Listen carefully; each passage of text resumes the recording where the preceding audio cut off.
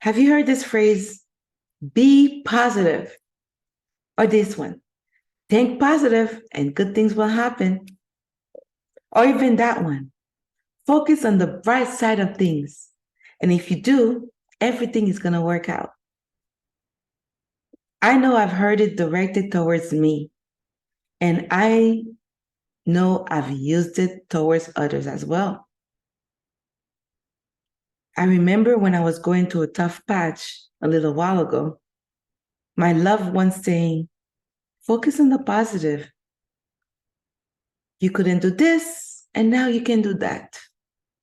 Because of this negative situation, you couldn't be this way, and now you can be that way.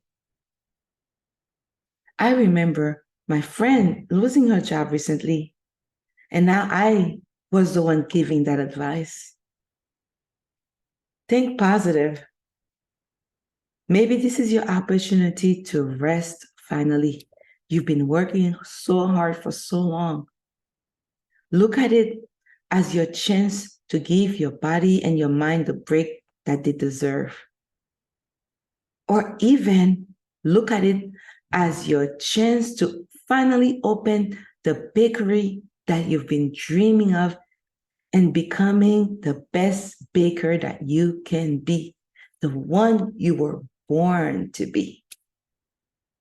That's positive. That's a good thing, right? Well, recently there have been chatter and talks and dialogues and articles and even fights about the negative impacts of being too positive. I guess too much of a good thing is really a bad thing, even when it comes to positivity. There is a term now that people are using to convey the message of the negative effect of positivity, and that's called toxic positivity.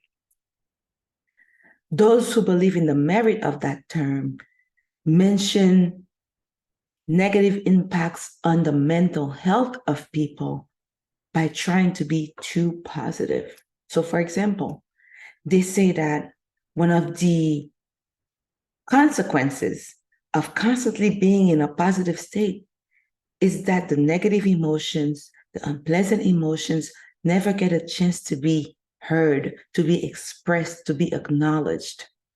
And that can have a negative effect on mental health.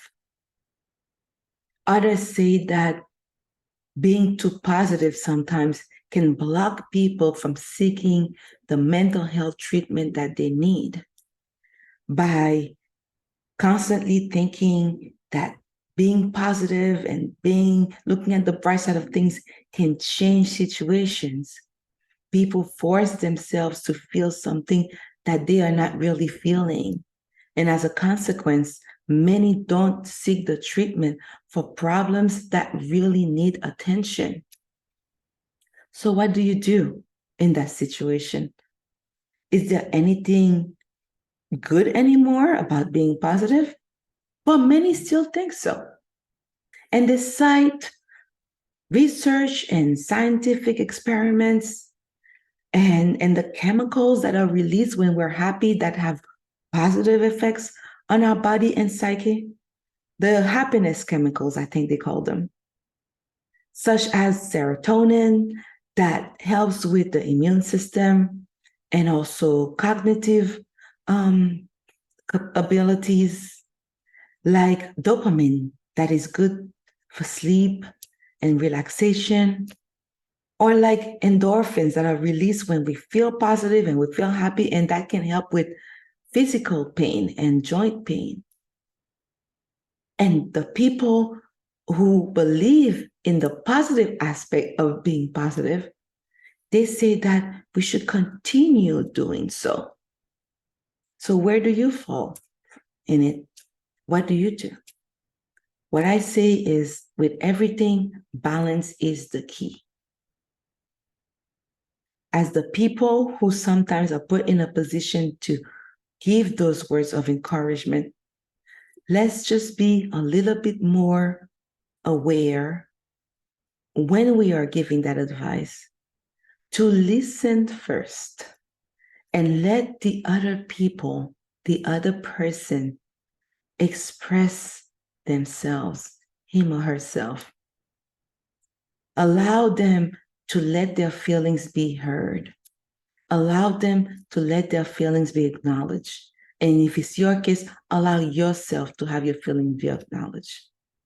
At the same time, don't wallow too long in what I call the pain soup, in what I call the poor me soup, where some people actually get a balloon, inflatable balloon with some pina colada, and they just paddle with their hands and stay in the pain soup, poor me, for too long.